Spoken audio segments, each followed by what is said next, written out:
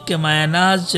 General retired Raheel Sharif کی اسلامی فوجی اتحاد کے سربراہ کے طور پر تعیناتی ملک و قوم بلکہ پوری امت مسلمہ کے لیے یقیناً قابل فخر اور خوشکن بات ہے۔ اس سے یہ بھی واضح ہو جاتا ہے کہ اسلامی دنیا واقعتاً پاکستان کی عسکری صلاحیتوں، جنگی مہارتوں اور ناقابل تسخیر دفاع کی معترف ہے اور اس سے کما حق فائدہ اٹھانے کی خواہش مند بھی ہے۔ چنانچہ جنرل راحیل شریف نے افواج پاکستان کی سربراہی کے مختصر دورانیے میں وطن عزیز کو اندرونی و بیرونی دہشت گردی اور فتنہ و فساد سے پاک بنانے کے ضمن میں جو نیک نامی اور عزت کمائی ہے، غالباً یہی ان کے انتخاب کی وجہ بنی ہے۔ اسی وجہ سے نہ صرف پاکستانی قوم بلکہ پوری امت مسلمہ سابق آرمی چیف سے بجا طور پر توقع رکھتی ہے کہ وہ اب بھی فرض شناسی اور دور اندیشی کا ثبوت پیش کرتے ہوئے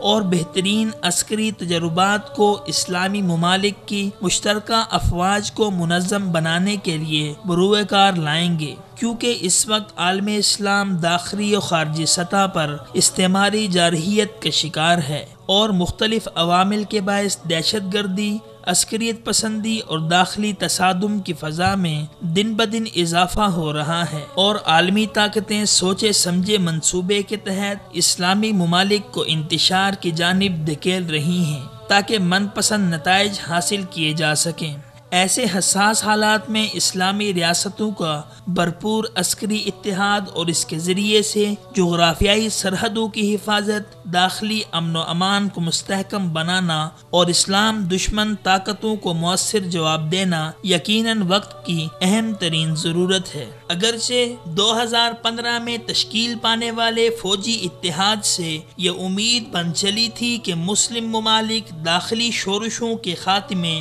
اور جارحیت پسند و توسیع پسند طاقتوں کے خلاف صد سکندری قائم کریں گے، مگر 2 سال کے دوران اتحادی افواج نے یمن میں جاری شورش پر قابو پانے اور برادر اسلامی ملک سعودی عرب کے زمینی تحفظ کو یقینی بنانے کے علاوہ اب تک نمایاں پیش رفت نہیں کی ہے، جس کی بنا پر بہت سے مسلم طبقات کی امیدیں اور خواہشات دم توڑتی ہوئی نظر آ رہی ہیں۔ مگر اب ضرورت اس امر کی ہے کہ جنرل راحیل شریف انہی مردہ امیدوں کو دوبارہ زندہ کر دیں اور اپنی پیشہ وارانہ مہارت کے بل بوتے پر اسلامی اتحادی افواج کو اس سطح پر لے آئیں جو فی الوقت عالم اسلام کے عوام کا تقاضا ہے، کیونکہ پوری امت مسلمہ کی جنرل راحیل شریف سے یہی توقع ہے کہ وہ اسلامی ممالک کی مشترکہ فوج کے ذریعے سے درپیش بحرانوں پر قابو پانے میں اہم کردار ادا کریں گے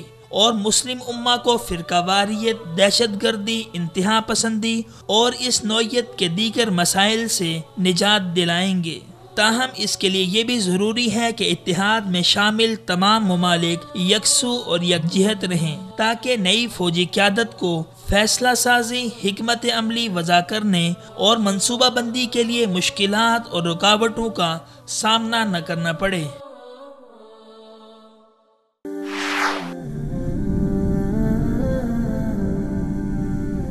وصال اردو، حق کا راہی